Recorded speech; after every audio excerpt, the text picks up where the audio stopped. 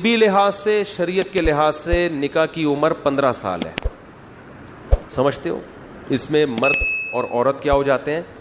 بالغ. اور لڑکی کو جب مینسز آنا شروع ہو, یہ میڈیکل سائنس کے اعتبار سے بھی یہ 2 اور 2 4 کی طرح ہے. کوئی آپ سے پوچھے کھانے کا سب سے بہترین ٹائم کون سا ہے, تو کیا جواب دو گے؟ جب بھوک لگے. کیا خیال ہے؟ تو مرد جب مرد بن جائے, لڑکی جب لڑکی بن جائے. اس سے پہلے تو وہ بچے ہوتے ہیں, تو لڑکی میں بھی ڈیزائرز پیدا ہو جاتی ہیں جب اس کو مینسز شروع ہوتے ہیں. مرد بھی جب 15 سال کا ہوتا ہے تو بھرپور اس میں جذبات پیدا ہو چکے ہوتے ہیں. تو میڈیکل سائنس کہتی ہے اب ان دونوں کا ملاپ ان کی صحت کے لیے ضروری ہے. اور ہر مخلوق میں ایسا ہوتا ہے. بکرا 2 دانت کا ہوتا ہے, شوہر بن چکا ہوتا ہے. وہ جیسے ہی 2 دانت کا ہوا نا, شوہر بن چکا ہوتا ہے. بکری بھی بیوی بن چکی ہوتی ہے. گائے, بیل, بھیڑ, بکرے, دمبے, مرغے, سب کی ٹائم پہ شادیاں ہوتی ہیں. صرف انسان پر یہ کمبختی آئی ہوئی ہے کہ وہ جب بالغ ہوا تو اب شادی کے علاوہ دنیا کے تمام کام کرے گا. البتہ عمر تو یہ ہے, لیکن ضروری نہیں ہے کہ اس میں آپ کو رشتہ بھی ملے. وجہ اس کی یہ ہے کہ مرد کے کندھوں پہ اللہ نے نان نفقے کی ذمہ داریاں ڈالی ہیں, اور یہ آپ کے کندھوں پہ ڈالی ہیں. آپ کے ابا کے کندھوں پہ بھی آپ کی بیوی کو پالنا اللہ نے نہیں ڈالا. تو جب آپ کی جیب میں کچھ بھی نہیں ہوگا سوائے میری 4 شادیوں والی کتاب کے اور 4 شادیوں والے بیانات کے, تو کوئی آپ کو رشتہ نہیں دے گا, اور دینا بھی نہیں چاہیے. کیونکہ وہ کس بیس پہ دے گا؟ بولے گا تیرے پاس ہے کیا جو میری بیوی میری بچی کو کھلائے گا کہاں سے؟ گیس بجلی کا بل کہاں سے دے گا تو؟ تو ایسے موقع پر اگر آپ کے ابا اتنے لینڈ لارڈ ہیں, وہ کہیں میں کر رہا ہوں تو ٹھیک ہے, لیکن ان پر لازم نہیں ہے. اگر کر دیں تو بہت اچھی بات ہے, نہیں کرتے تو پھر آپ کو جاب تلاش کرنی پڑے گی. جب آپ جاب تلاش کریں گے تو جاب ملے گی نہیں جب تک آپ کچھ پڑھ لکھ کے کچھ بن نہیں جائیں گے, کچھ بزنس نہیں کر لیں گے. تو اس بیس پر آپ نکاح میں تاخیر کرتے ہیں کہ معاشی لحاظ سے آپ مضبوط نہیں ہوتے. شریعت تو کہہ رہی ہے کر لو, لیکن شریعت یہ بھی بتا رہی ہے رشتہ مل رہا ہے تو کر لو, نہیں مل رہا تو کیا کرو؟ صبر کرو. اور اس عمر میں اکثر رشتہ ملتا نہیں ہے, اور نہ ملنے کی بھی ایک ریزن ہوتی ہے. تو نہیں مل رہا تو ایک الگ بات ہے, سمجھتے ہو؟ وہ تو 40 سال میں بھی نہیں ملے گا پھر بھی نہیں کرو گے. وہ تو جب ملے گا نا تو ملتا نہیں ہے. لوگ میرا بیان سن کے جاتے ہیں 4 شادیوں پہ, 8 سے میں کر رہا ہوں, کہ نا رشتہ ہی نہیں دے رہا کوئی. تو میں کہتا ہوں بھائی رشتہ ملنا ایک الگ ٹاپک ہے. آپ ابھی تو لوگ کوشش ہی نہیں کر رہے نا. کوشش کرو, مل گیا تو کر لو, نہیں ملا تو صبر کرو. جیسے بھوک لگ رہی ہے, آپ جاؤ گے ہوٹل کھانا کھانے کے لیے نا, تو ہوٹل والے سے کہو گے بھائی 1 پلیٹ نہاری 1 پلیٹ بریانی, وہ کہے گا بھائی 100 روپے کی, یہ پیسے ہیں؟ وہ کہہ رہے نہیں پیسے کے, پتلی گلی سے نکل. آپ کہو گے مفتی صاحب سے میں نے سنا ہے کہ کھانا کھانے کا بہترین ٹائم وہ ہے جب بھوک لگ رہی ہو. وہ کہے گا پھر مفتی صاحب ہی سے جا کے کھا لے کھانا, وہی تیرے کو نہاری کھلا دیں گے. ہم نے یہ ہوٹل فری پھوکٹ کے لیے نہیں کھولا. تو خواتین جو آپ سے شادی کرتی ہیں وہ نان نفقے کی ذمہ داری آپ کے کندھوں پہ ڈالنے کے لیے کہ یہاں سے ہمیں فری میں کھانا پینا مل جائے گا, یہ بھی ایک وجہ ہوتی ہے. تو ان کو یہ حق حاصل ہے کہ وہ 15 سال کے آپ ہو گئے پھر بھی انکار کر دیں. تو آپ کا کام ہے آپ تلاش کرتے رہیں, ان کا کام ہے آپ انکار کرتے رہیں. مل جائے تو ٹھیک ہے, نہیں ملے تو قرآن کہہ رہا ہے, حدیث کہہ رہی ہے کہ روزے رکھ کے اپنی خواہش نفسانیہ کو کم کرو. سمجھتے ہو؟ تو آپ کہیں گے جب یہ کام ہو ہی نہیں سکتا پھر آپ جلدی نکاح کی ترغیب کیوں دیتے ہیں؟ بہت سو کا ہو سک رہا ہوتا ہے پھر بھی نہیں کر رہے ہوتے. وہ کہتے ہیں کوئی شادی کی عمر تھوڑی ہے, بہت سو کو مل رہا ہوتا ہے پھر بھی نہیں کر رہے ہوتے. تو ان بے وقوفوں کو بتایا جا رہا ہے کہ یار اگر تمہیں مل رہا ہے یا تمہارے ابا کر رہے ہیں اپنے خرچے پہ تو پھر کیوں انکار کر رہے ہو؟ پھر تو کر لینا چاہیے. اب دوبارہ کسی نے شادی کا سوال کیا نا, اس کو یہاں کیمرے میں لا کے کروں گا, بولے یہ ہے اصل, یہ جو بار بار میں شادی کرتا ہوں ان کی وجہ سے کر رہا ہوں. میں تو چاہ رہا ہوں بس 2 سوال اور لے لیتا ہوں پھر چھٹی آپ لوگوں کی. یہ ہو گئے سارے.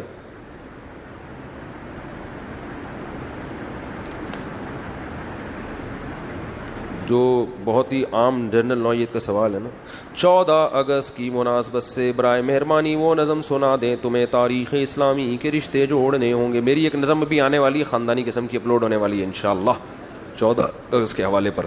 دوسری اس کے علاوہ ہر سال ایک نئی نظم انشاءاللہ اپلوڈ کریں گے. ترکی کے ساتھ جو معاہدہ ہوا 2023 میں ختم ہو رہا ہے, اس کے اہل اسلام کو بہت سارے فائدے حاصل ہوں گے. دعا کرو طیب اردگان اس وقت تک موجود رہے. مدرسے کے تعلیم کے دوران شادی کرنا کیسا, رشتہ مل جائے تو کر لو, نہیں ملے تو بیٹھ کے آرام سے باتیں کرتے رہو بیٹھ کے.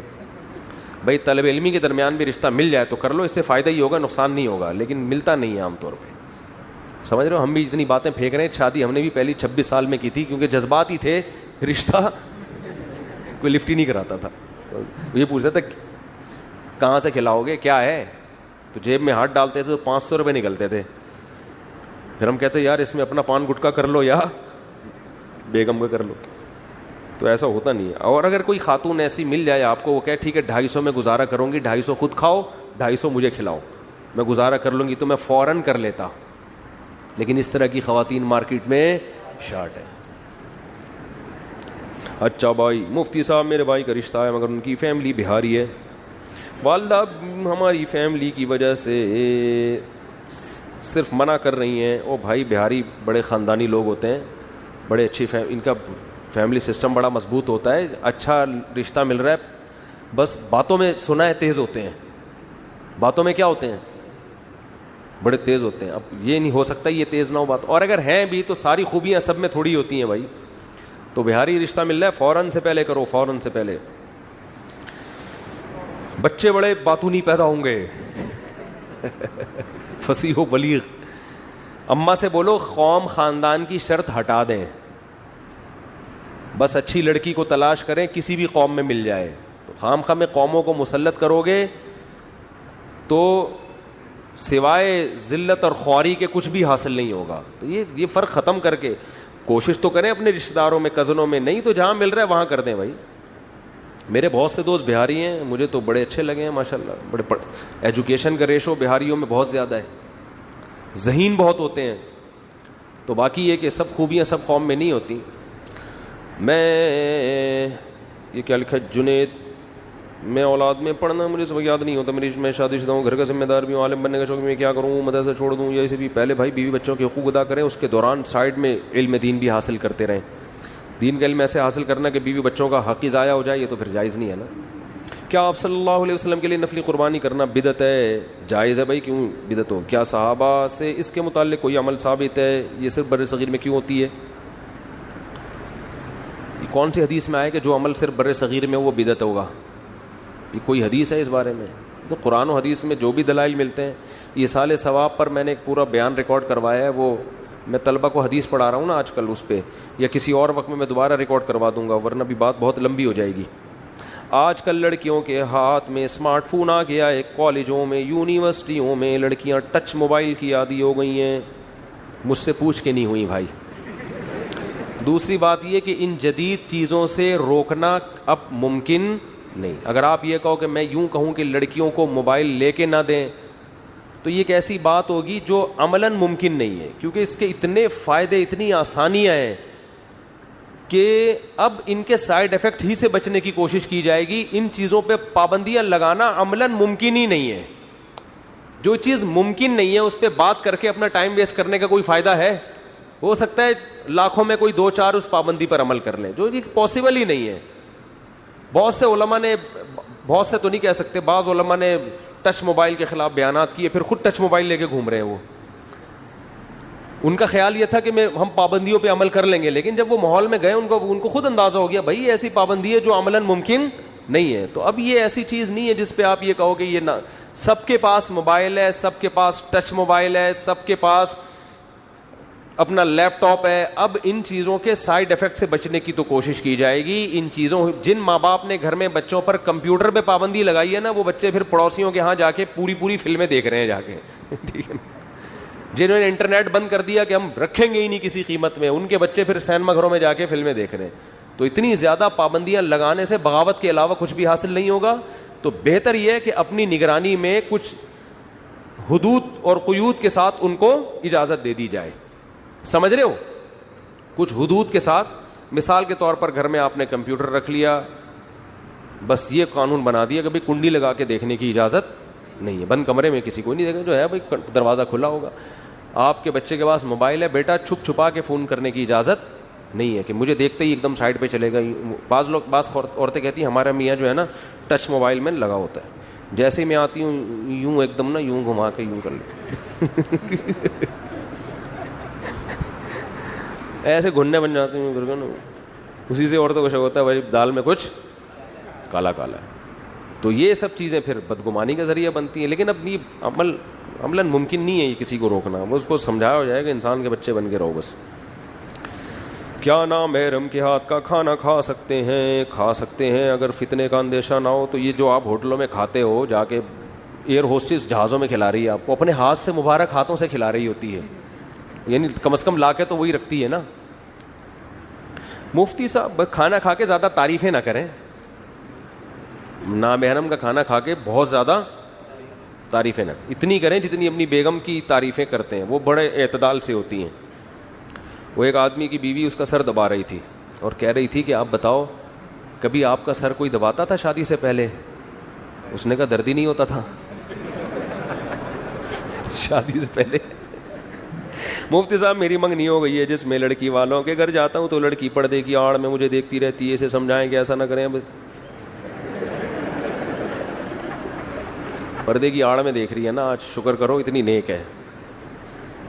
اچھا بھائی وہ اپنے ہونے والے میاں کو دیکھ رہی ہے کہ یار یہ چینج تو نہیں ہوا, وہی ڈیزائن ہے, مسئلہ تو نہیں ہوا. مفتی صاحب علماء کہتے ہیں کہ آپ جا کیوں رہے ہو اگر اتنا تقویٰ آپ کے اندر ہے, اتنا زیادہ اتنے نیک ہو تو پھر جا کیوں رہے ہو؟ اتنا نیک بنو جتنا افورڈ کر. یہ آج کل ہوتا ہے, لڑکیاں ظاہر ہے وہ اپنے ہونے والے کو دیکھ رہی ہوتی ہیں نا.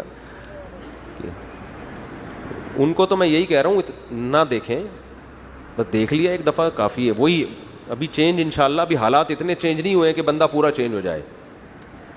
مفتی صاحب علماء کہتے ہیں کہ پردے اور نماز ہی لڑکی سے شادی کرنی چاہیے. سوال یہ ہے کہ اگر پردے دار لڑکی میں اور برائی ہو, مثلا وہ گانے سنتی ہو, ڈرامے دیکھتی ہو, تو وہ دیندار تو نہ ہوئی؟ وہ بھائی پردہ زیادہ بڑا مسئلہ ہے گانے سننے اور ڈرامے دیکھنے سے. اگر کوئی ڈرامے نہیں دیکھتی, فلمیں بھی نہیں دیکھتی, گانے بھی نہیں سنتی, لیکن پردہ نہیں کرتی, یہ زیادہ خطرناک ہے. سمجھ رہے ہو؟ گانے اور فلموں کا علاج آسان ہے, بے پردگی کا علاج, کیونکہ بے پردگی سے حیا ختم ہوتی ہے, وہ دوبارہ انسٹال کرنا کافی مشکل کام ہے. ونڈو ہی اڑ گئی نا حیا کی, وہ ونڈو دوبارہ ڈاؤن لوڈ کر کے اس میں انسٹال کرنا بہت مشکل ہے. ہو جاتا ہے لیکن مشکل کام ہے. گانے سننے اور فلموں کا علاج آسان ہے, یہ تو نوجوانوں پہ ایک وقت تک خمار چڑھتا ہے, اس کے بعد خاص طور پہ لڑکیوں کے جب بچے ہو جاتے ہیں ان کو ویسے بھی اتنی دلچسپی نہیں رہتی. میں یہ نہیں کہہ رہا لڑکیوں کو دیکھنے دیں, گانے بھی سننے دیں اور ڈرامے بھی دیکھنے دیں, لیکن یہ وقت کے ساتھ ساتھ چیزیں کافی حد تک کنٹرول آٹومیٹیکلی ہو جاتی ہیں. لیکن بے پردگی جو ہے نا, اس کا یہ حیا ختم کر دیتی ہے, اس میں مشکل ہے. ڈراموں کے بھی بہت سائڈ افیکٹ ہیں, ڈرامے تو بہت ہی خطرناک, آج کل تو فلموں سے زیادہ خطرناک ڈرامے ہیں. تو بیگم کو خود ہی گانا سنا دیا کریں, اس کو بولو کہ خود سے گانے نہ سنو, خود جو گانے آپ نے بھی تو کچھ سنے تو ہوں گے ہی نا بھائی. جو W11 میں بیٹھا ہے نا اسے گانے آتے ہیں بس, چاہے وہ کتنا ہی نیک ہو, کیونکہ ہم تو بہت سفر کرتے تھے W11 میں, جب آؤ اپنے کھوپڑی پہ گانے لگا دیتے تھے, نہ چاہتے ہوئے بھی آدمی کو کچھ نہ کچھ تو دماغ میں بیٹھ ہی جاتا ہے. تو جو آپ نے W11 میں گانے سنے, جو آپ بسوں میں گانے سنے آپ نے, وہ والے گانے خود سے بیگم کو سنا دیا کرو, بولو اب ادھر سننے کی ضرورت نہیں ہے, تو انشاءاللہ نہیں سنے گی وہ. مفتی صاحب میں جلد نکاح کرنا چاہتا ہوں لیکن لڑکی والے 2 سال کا ٹائم لے رہے ہیں, اس کے بعد کچھ بھی نہیں مانگ رہا, میں تو بس یوں بیچارہ میں بس یہی رو رہا ہے میرے سامنے, میں اتنا نیک ہوں, میں وہ ٹائم مانگ رہے ہیں. پولیس کو بتاؤ جا کے یار, ہر آدمی اپنا ہر دکھڑا میرے سامنے لے کر آ رہا ہے. کچھ دن پہلے ایک صاحب آئے, بیٹھے ہوئے ہیں نا, مجھے کہنے لگے, میں نچڑ گیا بالکل نا, ان کا اس طرح کا اسٹائل, الفاظ تو یہ نہیں تھے, یعنی مجھے میری بیگم نے دبئی میں جاب کی, کھلایا میں نے اس کو, پلایا اس کو, خرچ کیا اس کے اوپر, اب میں ریٹائر ہو گیا ہوں تو میری بیگم صبح و شام مجھے تانے دیتی ہے, ہر وقت کی ٹینشن میں ہوں میں, اور تانے دیتی ہے کماتے, حالانکہ میرا بیٹا کما کے اس کو کھلا رہا ہے, بس اب بیٹے نے ذمہ داری لے لی تو مجھے کیوں تانے دے رہی ہے, میں بہت ٹینشن میں ہوں. تو میں نے کہا ایکسکیوز می, میں آپ کی کیا مدد کر سکتا ہوں اس سلسلے میں؟ تو کہہ رہے نہیں کچھ تو بولیں, کچھ تو بتائیں, میں کیا کروں. میں نے کہا بھائی اب صبر کرو, اور کیا گھر سے باہر تھوڑی جاؤ گے. جب بہت زیادہ انہوں نے کہا کچھ تو بتائیں, میں نے کہا روڈ پہ آ جاؤ, گھر میں جاؤ ہی نہیں. کہاں سو؟ میں نے کہا فٹ پاتھ پہ بستر بچھاؤ سو. یہ بھی سمجھ میں نہیں آیا. میں نے کہا ایک اور شادی کر لو. کیا کر لو؟ جیسے ہی شادی ہوگی نا, جیسے میں نے یہ کہا تو ہنسنے لگے, کہہ رہے ایکچولی میں آپ کے پاس صرف اسی لیے آیا ہوں, تھوڑی ٹینشن میری کیا ہو جائے, ایسی باتیں سن کے ختم ہو جائے. میں تو مذاق کر رہا تھا, اس عمر میں بیچارے کہاں کریں گے دوسری شادی, دے گا کون, اور جو شادی کی ٹینشن ہوگی اس میں تو بالکل ہی ہے. لیکن میں نے کہا اس سے پہلی بیوی کم از کم آپ سے سلوک اچھا کر لے گی, کہے گی تاکہ وہاں نہ جائیں, آپ ادھر ہی آ کے بیٹھا کریں. وہ چڑیل پتہ نہیں کہاں سے اٹھا کے, میں نے کہا ابھی کمپٹیشن نہیں ہے نا, اس کو پتہ ہے لے دے کے یہ بوڑھا آئے گا کہاں, ادھر ہی آئے گا. میں اس کو گالیاں دوں, اس کو برا بلا کروں, اس کی ذہنی ٹارچر کروں, جانا کہاں ہے, آئے گا تو کب تک چھپو گے پیڑوں کی آڑ میں, کبھی تو ملو گے لنڈا بازار میں. ہر آدمی جاتا ہے لنڈا بازار, بھائی آنا تو یہی ہے اس نے. تو جیسے ہی میں نے یہ بات کی نا, میں نے کہا فٹ پاتھ پہ بستر لگا لیا کریں, اور جو ہے نا یوں کہ, تو ایک دم ہنسنے لگا, کہہ رہے اصل میں ایکچولی میں آیا صرف اس لیے تھا کہ آپ کے پاس بیٹھ کے میری ٹینشن تھوڑی دور ہو جائے, اور وہ الحمدللہ دور ہو گئی. میں نے کہا دیکھو جس کا جو بھی دکھڑا ہے وہ ادھر آ رہا ہے, تو اگر میں ہر آدمی کے دکھڑے سنوں گا میرے بھائی, تو میرے دکھڑے کون سنے گا پھر. ہر آدمی کے دکھڑے میں سنوں گا تو, کیونکہ مجھے اب تکلیف ہونا شروع ہو گئی ہے, کبھی ایک آ رہا ہے پھر دوسرا آ رہا ہے, پھر اب تو جو بندہ ملتا ہے میں خود کہتا ہوں کوئی مسئلہ تو نہیں ہے, کہتے ہیں ہاں. میں نے کہا فوراً تھانے چلے جاؤ, یہاں سر سید تھانہ ہے. وہ حیران ہوتے ہیں مفتی صاحب کو ہو گیا ہے. تو بھائی اگر اس طرح سنتے رہیں گے, یہ نفسیاتی ڈاکٹر آپ کو پتہ ہے نفسیاتی مریضوں کا علاج کرتے کرتے خود پاگل ہو جاتے ہیں, یہ حقیقت ہے, یہ خود ان کو کاؤنسلنگ کی ضرورت ہوتی ہے. ایسا نہ ہو میں خود ڈپریشن دور کرنے کے لیے کسی کا بیان سن رہا ہوں بیٹھ کے,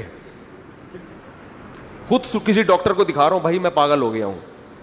تو اس لیے کوئی خاص بات ہو تو آیا کریں, بلا وجہ پولیسی سے مسئلے حل کروائیں اپنے. ایک آدمی نے مجھے فون کیا, میں نے اسپیکر آن کیا ہوا تھا, میرے بھائی بھی بیٹھے ہوئے تھے, مفتی صاحب ایسے جذبات میں میری بیوی بھاگ گئی ہے, ایک دم جذبات میں نا وہ. میں نے کہا فوراً پولیس کو بتائیں.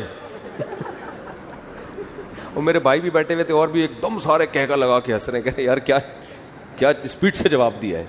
میں تو سیریسلی اس کو جواب دیا, میں نے کہا فوراً کہاں رپورٹ کرائیں, تھانے میں رپورٹ کرائیں. تو ایک دم ہکا بکا ہو گیا, بھائی کیا مطلب تھانے میں رپورٹ کراؤں. تو میں نے کہا یار میں کیا کروں, پکڑ کے لے آؤ جا کے اس کو.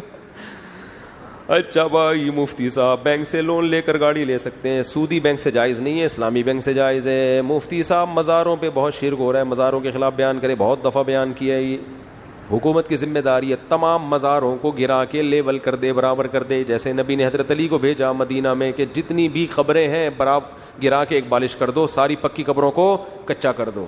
تو جب یہ کام ہوگا تو خود ہی مزار پرستی ختم ہو جائے گی. مفتی صاحب عورت کو حق مہر کب دینا ہوتا ہے, کیا یہ دینا ضروری ہے؟ جب رخصتی ہو جائے تو اس کے بعد آپ پر مہر واجب ہو جاتا ہے, لیکن بیوی اگر نہ مانگے تو اس کی مرضی ہے, اس کا حق ہے, لے نہ لے اس کی مرضی. اکثر غیرت مند لوگ اس سے پہلی رات کو معاف کرا لیتے ہیں. ان کو پتہ ہے ابھی بڑی شرما شرمی میں بیٹھی ہوئی ہے, ابھی تو بڑی مسکرا کے بات کر رہی ہے, ابھی جو معاف کروانے کروا لو, بعد میں یہ ایسا کانفیڈنس پیدا ہونے والا ہے اس کے اندر کہ جو چیزیں مجھ پہ واجب نہیں بھی ہیں وہ بھی اپنے لیے لکھوائے گی. ٹھیک ہے نا. تو اس لیے جتنے بھی غیرت مند لوگ ہیں, محب وطن ہیں, وہ پہلی رات کو ہی کوشش کرتے ہیں کہ مہر کو معاف کروا لیے. اللہ تعالیٰ مختصر سی قدرت, اللہ کی مختصر قدرت اور کبریائی بیان کریں. پھر بیان میں انشاءاللہ والدہ کی وراثت میں بچوں میں کس طرح تقسیم ہوگی, جبکہ اولاد میں لڑکا لڑکی بالکل اسی طرح جیسے شوہر کی ہوتی ہے, لڑکے کو دگنا لڑکی کو آدھا. مفتی قسطوں میں کون سے بینک سے گاڑی لی جائے, جبکہ کائبور ہر 6 مہینے بعد بدلتا ہے. یہ KIBOR Karachi inter bank offer جو ہے نا rate, Karachi inter bank offer rate, تو میزان بینک یا اسلامک بینک دیکھتا ہے کائبور کا فی الحال ریٹ مارکیٹ میں کیا چل رہا ہے, تو اسی حساب سے وہ رینٹ رکھتا ہے آپ کا, پھر اس میں چینجنگ نہیں ہوتی, وہ ایک دفعہ طے ہو جاتا ہے, ایک لمسم اندازہ وہ لوگ لگا لیتے ہیں. پھر اس میں وہ یہ ہوتا ہے, اس پہ لوگوں کو اشکال ہے کہ بینک کائبور کے حساب سے سود لے رہا ہے اور آپ کائبور کے حساب سے پروفٹ لے رہے ہیں, تو آپ میں اور اس میں فرق کیا ہو گیا؟ بھائی بینک سود لیتا ہے کائبور کے حساب سے, اور آپ کیا لے رہے ہیں؟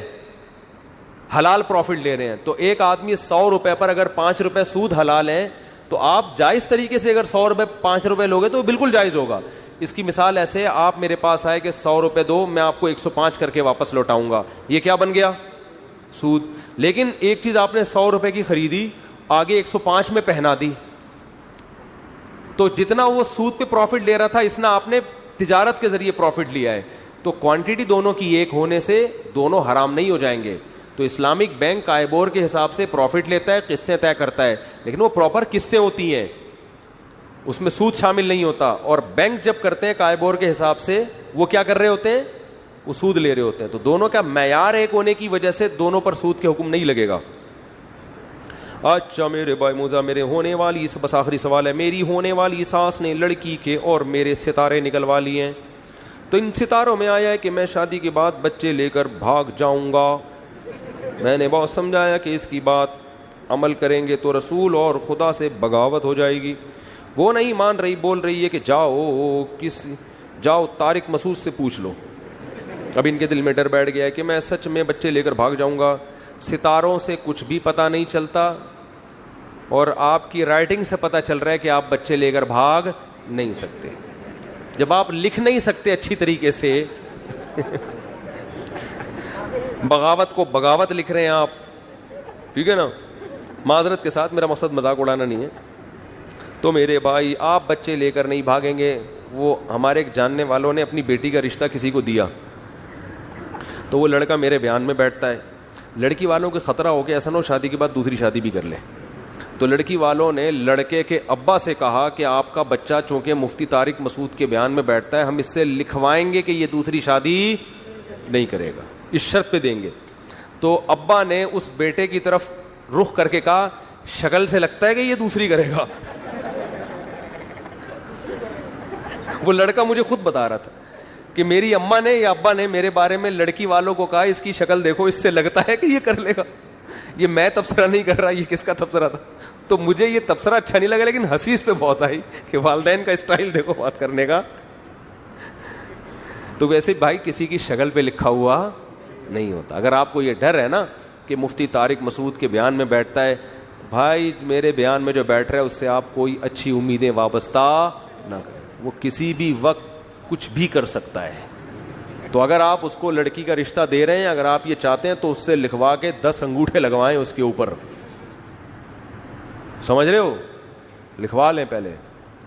تو اس نے اگر نہیں کرنی ہوگی نا, اگر کرنی ہوگی دوسری لازمی, تو وہ لکھے گا ہی نہیں. نہیں کرنی ہوگی تو لکھ دے گا, پھر یہ اس کا مسئلہ ہے, فرض تھوڑی ہے جس نے کرنی ہے. لیکن میں آپ لوگوں سے ویسے کہتا ہوں, بھائی کرنی ہے تو پھر شروع میں لکھ کے دے دو میں کروں گا. دیکھو صاف انسان اچھا ہوتا ہے, انہوں نے دینی ہوگی دیں گے, نہیں دینی ہوگی خام ہمیں جا کے نہ بتایا کرو رشتے کے وقت, پہلے سے بتا دوں میں 4 کروں گا, پھر تو کہیں بھی نہیں ہوگی شادی. اگر پوچھ رہے ہیں تو کلیئر بات کر دو. جیسے میں نے اپنا دوسری کا تھا, تیسری کا تھا, میری تو اتنی دفعہ شادی ہوئی پتہ نہیں چل رہا ہوتا کون سا والا, پہلا والا چل رہا ہے. میری جب بھی شادی ہوئی ہے اسی ڈریس میں گیا ہوں میں الحمدللہ. تو وہ میں کل بھی بیان میں ایک چٹکلا سنایا. ایک خاتون ہے ہمارے جاننے والوں میں, وہ ایک دفعہ بیوہ ہوئی, پھر دوبارہ بیوہ ہو گئی, پھر تیسرا رشتہ ہم نے ان کے لیے بھیجا. کسی کو بزرگ تھے, انہوں نے کہا یہ ذرا بوڑھا ہے, تو میں نے اس سے کہا فی الحال اس پہ گزارا کریں, اگلی دفعہ انشاءاللہ اس سے اچھا دیکھیں گے ہم آپ کے لیے. ان کو غصہ آ گیا, کیا باتیں کر رہا ہے. تو میں نے کہا بھائی 1 دفعہ ہوتا ہے 2 دفعہ ہوتا ہے یار. تو میں نے کہا فی الحال گزارا کرو, اگلی دفعہ میں انشاءاللہ اس سے اچھا دیکھیں گے. تو کیا کہہ رہا تھا میں, پتہ نہیں کہاں سے کہاں. تو اگر آپ کا دل میں ہے تو بھائی پھر, جیسے ہم نے جب کی تھی تو ہم سے خود سے جا کے ہم نے نہیں کہا کہ ہم کریں گے, تو خواہ کی فضول کی بات ہے. بعض دفعہ آدمی نہیں بھی کرتا, ارادہ ہوتا ہے لیکن وہ چینج ہو جاتا ہے. تو خود سے جا کے نہیں بتاؤ کہ میں لازمی کروں گا, نہ یہ بولو میں کروں گا, نہ یہ بولو میں نہیں کروں گا. تو اگر وہ پوچھ رہے ہیں تو پھر جھوٹ مت بولو. بعض دفعہ دھوکہ دیتے ہیں نا, اگر وہ پوچھ رہے ہیں کہ ارادہ ہے یا نہیں ہے تو پھر جھوٹ مت بولو. پھر اگر دل میں ہے تو بولو کروں گا میں, بے شک انکار ہو جائے. ویژنری آدمی بنو, دھوکے باز مت بنو. اور یہ چھپا کے جو شادیاں کرتے ہیں نا, دوسری شادی کی اس کو یہ بتایا کہ میری پہلی ہو رہی ہے, یہ بھی جھوٹ ہے. جب آپ دوسری کر رہے ہو اس کو بتا دو میرے نکاح میں پہلے سے ایک عورت موجود ہے. تیسری کر رہے ہو تو پہلے سے بتا دو کہ 2 سے کر چکا ہوں میں. یہ جھوٹ معاشرے میں بہت ہول سیل کے حساب سے ہو رہے ہیں. ابھی خاتون بیچاری اتنی زندگی برباد ہوئی, اس سے ایک آدمی نے دوسری شادی کی ہے اور میرے بیانات کا حوالہ دے رہا ہے. وہ سمجھ رہی ہیں کہ پہلی کر رہا ہے, پہلی کی اس سے, یعنی اس کو دھوکہ دے کے, حالانکہ پہلے سے بیوی بھی تھی اور بچے بھی. اس سے شادی کر لی, 1 سال کے بعد اس کو بتایا کہ میری پہلی بیوی موجود ہے. ان کے گھر میں ہنگامہ ہوا, ہونا چاہیے ہنگامہ کہ بھئی آپ نے دھوکہ دیا. تو پھر دلائل یہ دے رہے ہوتے ہیں, مفتی صاحب تو کہتے ہیں 2 کرو 3 کرو. مفتی صاحب یہ نہیں کہتے کہ دھوکہ دے کے 2 کرو 3 کرو. مفتی صاحب یہ کہتے ہیں صاف بالکل بتا کے ہونا چاہیے.